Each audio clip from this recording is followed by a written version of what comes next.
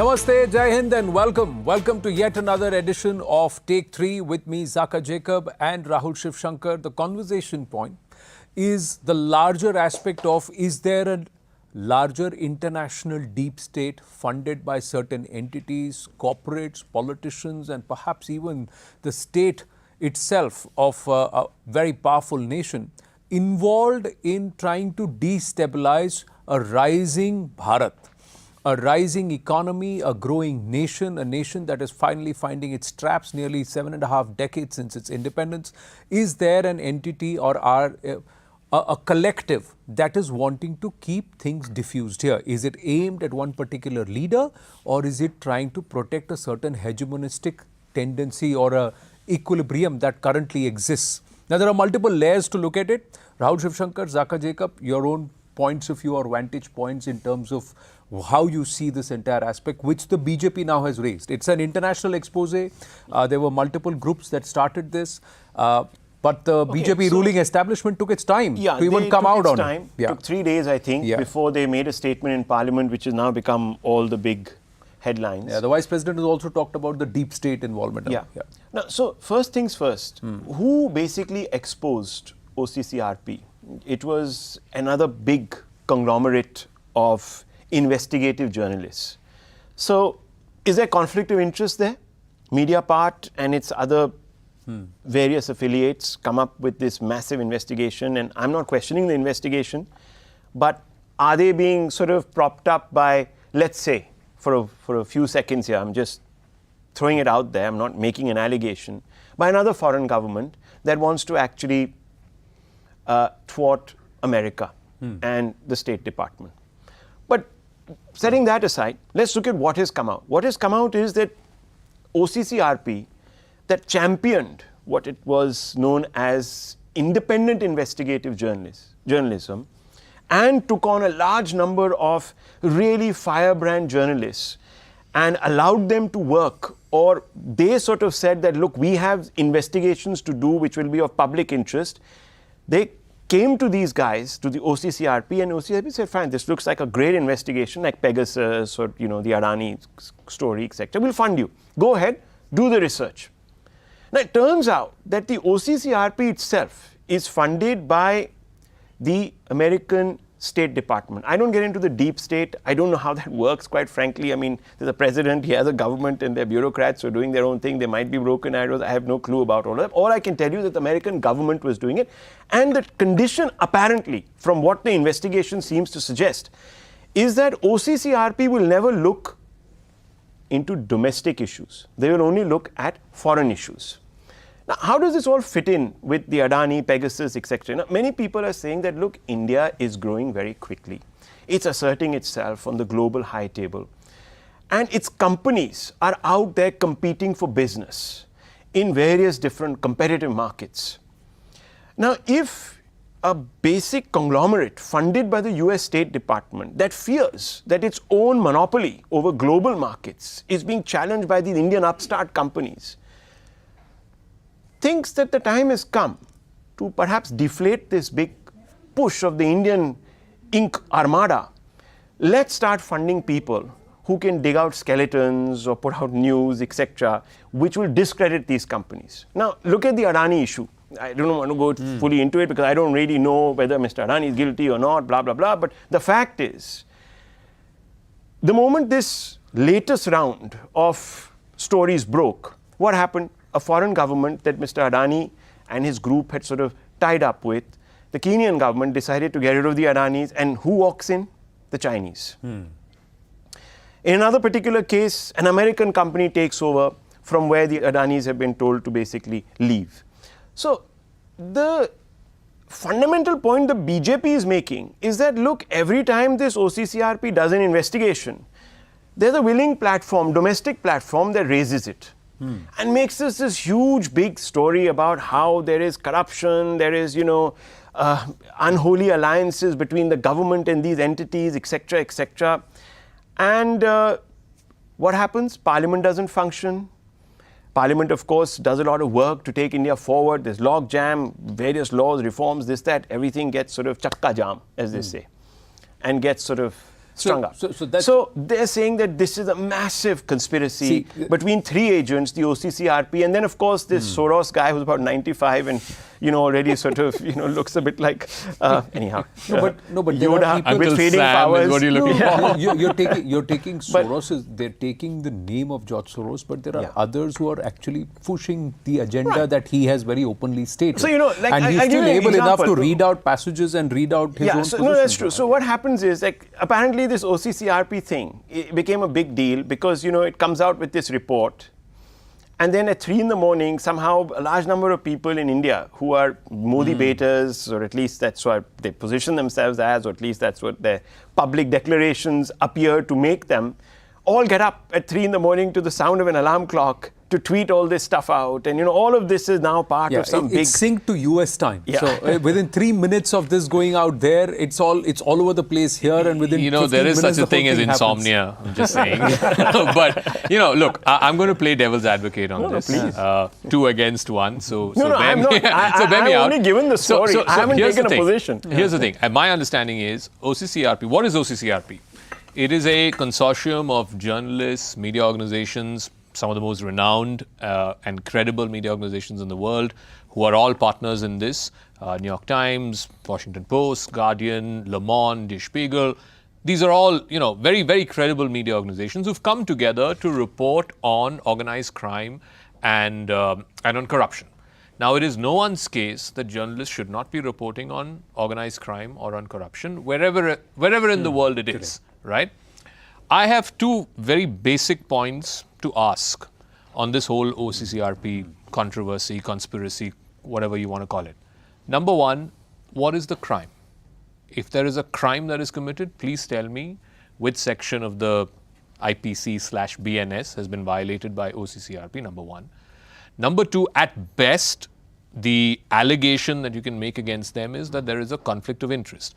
Here is ostensibly a group of journalists, media organizations that is meant to investigate corruption and organized crime, but clearly can't do anything about corruption or organized crime in the US because it's funded in large measure by the US State Department. That's a conflict of interest. That is not a crime. Nothing stops the Ministry of External Affairs or the Russian Foreign Ministry or the Chinese Foreign Ministry from equally funding their own version of OCCRP. There's no crime in that. So what I'm trying to understand is A, what is the crime? What is the criminality? And if there is a crime, allegedly, then we should be filing FIRs against these folks, number 1. And number 2, like I said, at best, from whatever I have understood of this story, you can accuse them of a conflict of interest because, you are ostensibly this organization that's investigating corruption, but you can't investigate corruption against, quote unquote, the US government. Now here's my point. Whether you call me or batting on this side or that, I'm looking at it from the prism of India or Bharat and how it affects us and what happens. Now let's take the case of Covaxin. What is it that, was it not OCCRP backed entities that tried to diss Covaxin because it was an indigenously prepared vaccination using the most traditional forms of vaccination, of which 80% of the world's children are being vaccinated. That is, you make the vaccine out of a completely dead virus by injecting that virus and helping the body build immunity. That was a basic format. What did it do? It put paid to the efforts of the big pharma of the world, which were trying to cash in on an Indian market at various levels and try to arm twist the current government. So what did they do? So was that not an agenda? It may not qualify per se as a crime, but it is a purported agenda against the ability of a nation to stand on its own to provide a vaccine which may cost 1,200 rupees, subsidize it at 250 bucks. But they were trying to sell the syringe at 2,500 rupees while saying we'll give you the vaccine at this case. The other part, the mRNA vaccine put paid. Did this entire OCCRP, did they actually run what happened with some of these companies and their vaccines in other countries? Did they run a campaign? Did they run a full story of the Chinese vaccine and how it failed miserably in the Gulf and what happened? Sinovac. Sinovac. Okay. And all. So did they do it or not? Can I ask one question? Yeah, one sure, question on sure, the Covaxin thing. Which vaccine did you take? Covaxin. You took Covaxin, Yeah. right? Despite the OCCRP story. I think Rahul and I, did you take the Covaxin or you took the other one? I took the Covishield. I took Covishield as well. Yeah. I didn't even know about the OCCRP story. My point is, you're not the only one who took Covaxin. Millions of Indians took Covaxin. Point is that people have made their own judgment call over and above, and despite the OCCRP story. You're missing the trees. Here's my point. I have not completed making my. Can you accuse them legitimately of having an agenda? Yes, they have an agenda. So Fair enough. That's exactly what I'm trying to say. But what is the crime? What I'm trying to say is, you may want to put it and say that there is no crime as per a criminal code or a penal code. There's I disagree actually. You may disagree. There will be a crime, and I can explain. You come to what I'm trying to say is that there is a concerted effort, and this is all kick-started from 2019 onwards, when PM Narendra Modi came back with a whopping majority and came back, and there is this man George Soros. He makes a statement, and thereafter, you see everything happens, one after the other. It's a series of events that have happened.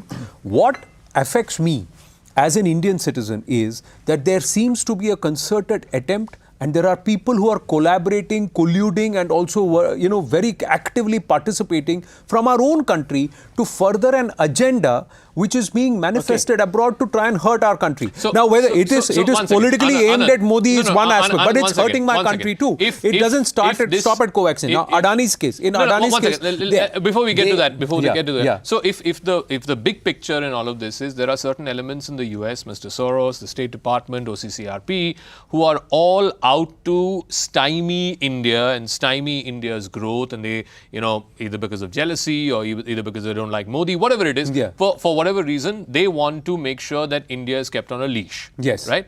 My question to you is, who benefits if India is kept on a leash? Both the US and the Chinese.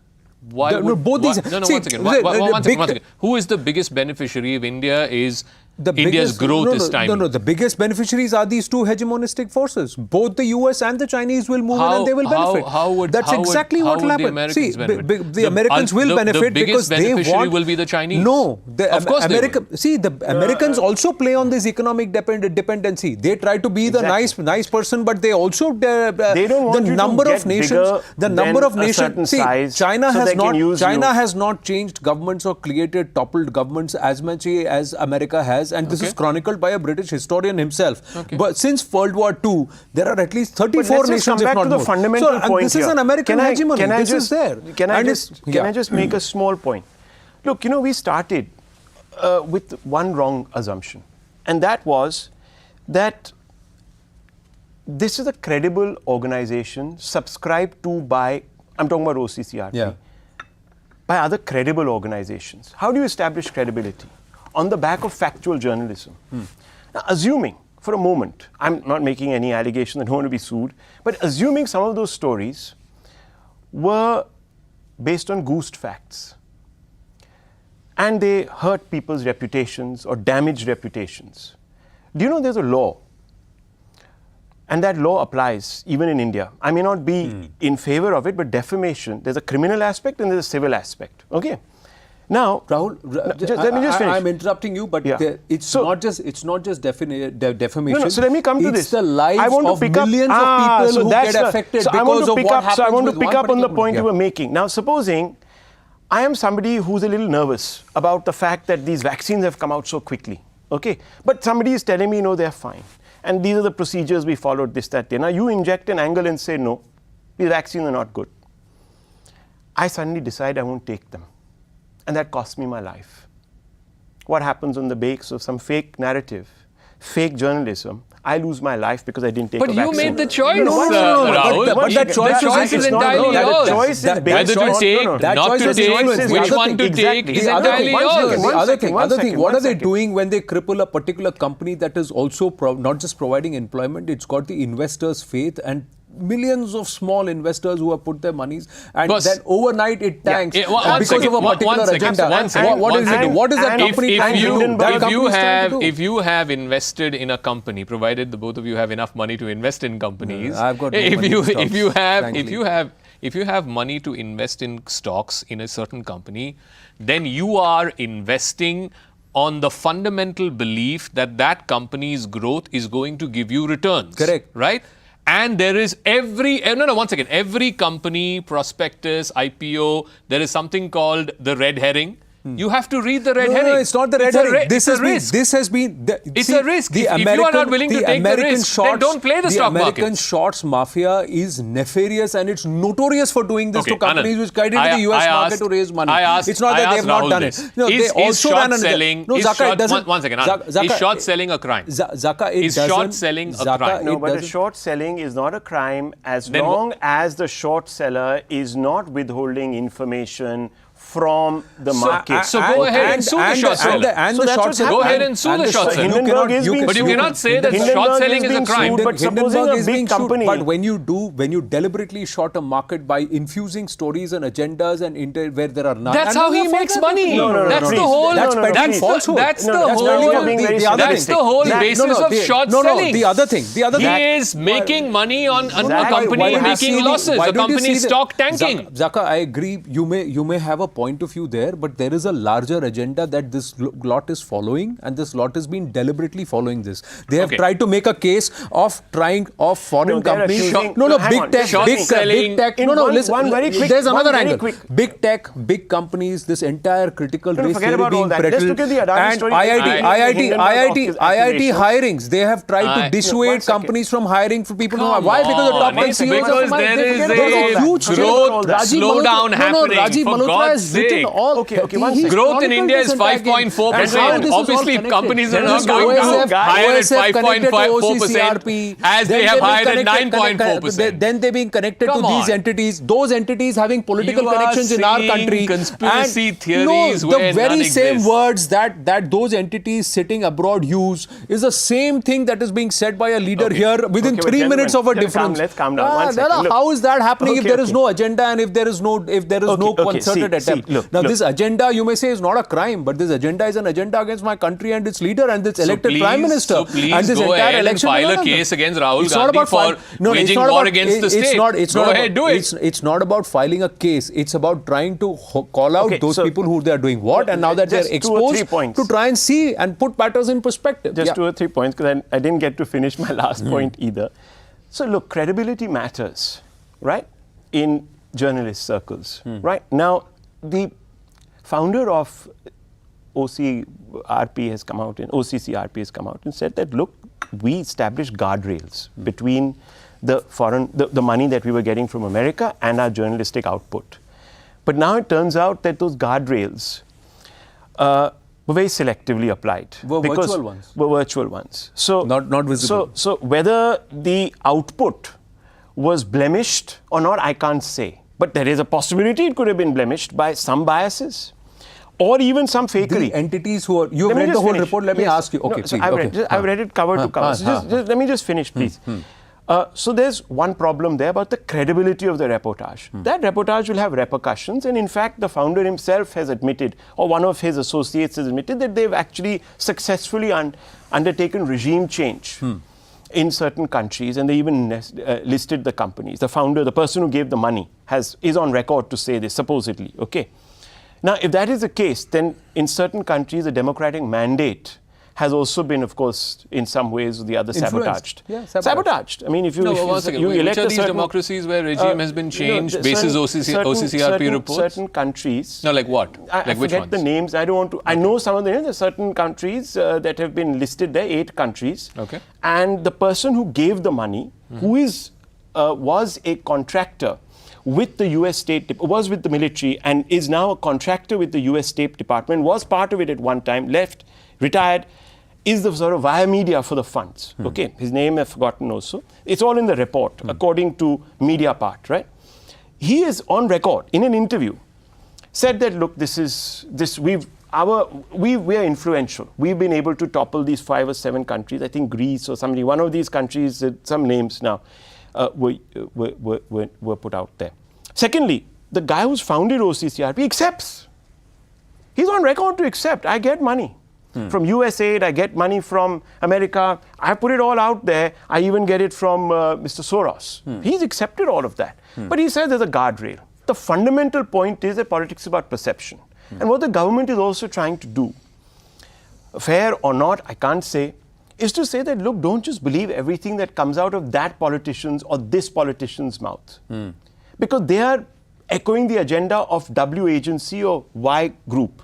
which itself is compromised. So isn't that a political argument? It's a political argument. Now it's up to the people of India to decide whether they want to buy it or not buy it. So I began by saying that. The point is politics is about perception. You may call it, you may say that it's not criminal. What I'm trying to say as is, a nationalist, closer home, this is a concerted agenda that's being pushed by those who have tried to also malign the credibility image of those people who do not pander to that line, who do not pander to that lot. They have wasted umpteen number of hours trying to discredit those who are trying to put the fact out and even try to hurt their own right to life and livelihood. I'm not going to that's happened. That's happened. That's happened.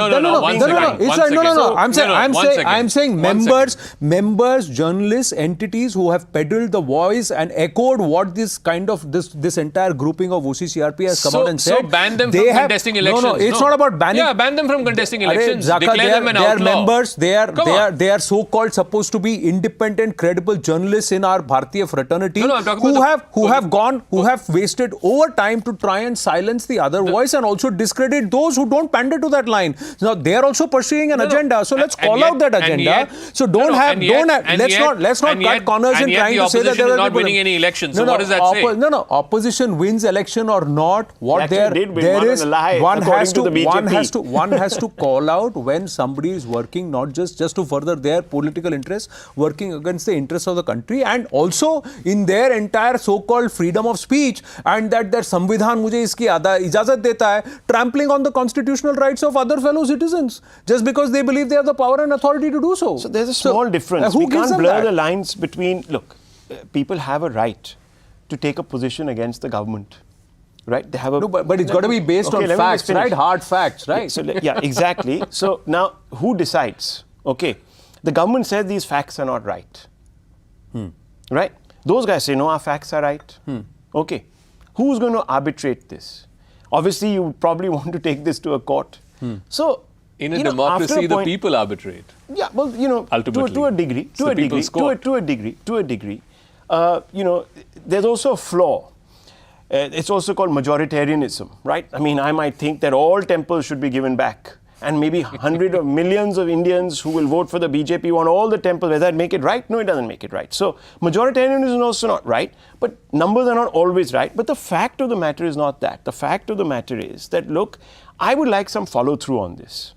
I'd like a bit of a probe to be instituted. Okay, maybe by a sitting judge of the Supreme Court, set up a committee like they did for Pegasus, etc. Let's look into these facts. Now, here's what I would like to see, that our nation, our people, its journalists, its politicians, its entire entity, information system, and the government itself should have its facts right and should be able to tell the whole world what the truth is or what their part of the story is, rather than having to wait for 3 days to think and decide whether or not they want to even talk about this. They should have been out there first calling out this narrative. See, what's happening? This is the other problem. There are other entities who have very smartly set up their centers, set up their advocacy, set up their entire issues, cultivated journalists, cultivated political lobbies, and then built an ecosystem that talks about their story. The Chinese have done it, the Americans have done it brilliantly, Europe has done it. Make lobbying a crime in India. It's not about, we don't need to lobby with anybody. We need to be there, we need to be out there. You're able to show we need to be out there. See, some of the biggest global media channels are all state funded,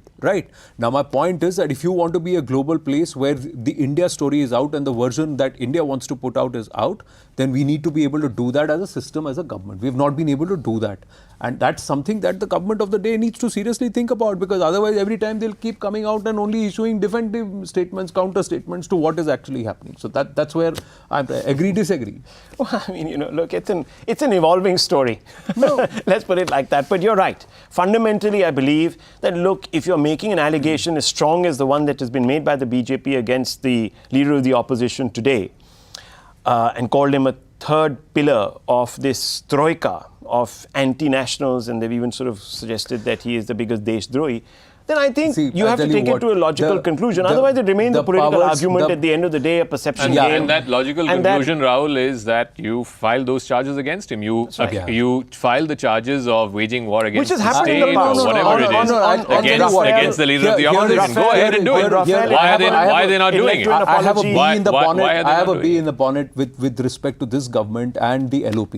The Honorable LOP has been charged with corruption in the past. He's out on bail in the courts, and this government and its team and whoever is following this case for the last 9 years has not done anything about it. So you can keep he's supposedly been out on bail for 9 years. 9 years, yeah. So what is it? So what kind of credibility should I look back at the government? No, his brother-in-law had a whole plethora of cases. No, it's a plethora of charges. He's not in What have jail you last done time about I it? checked. What have you done about fixing accountability on those who you have charged? And you are allowing this person to go out, as you claim, when I say the BJP claims, is working with those entities who are inimical to this country. So then do something. Then do something follow about it. it. To a logical conclusion. Yeah, follow it to its logical. Otherwise, then this is only going to be a political football. And but from my point of view, as a citizen of this country, if there are entities who are wanting to damage this country via or with the intent of fixing the political leadership, then we have a problem, and that needs to be addressed. Final word, Zaka? Come back to the fundamental question, which is that if OCCRP has indulged in a criminality, in an illegality, then the government of India needs to charge them for that. They need to bring a case against them for that.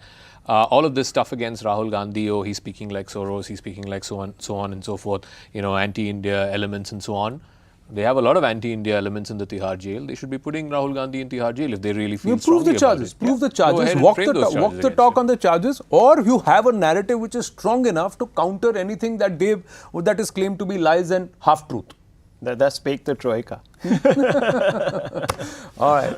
Well, it's been one long, straightforward conversation here on Take 3. We didn't know that we've run out of time. There's another aspect, the political aspect of it, but we'll save that for the next episode. See you then. Bye. Thank you, gentlemen.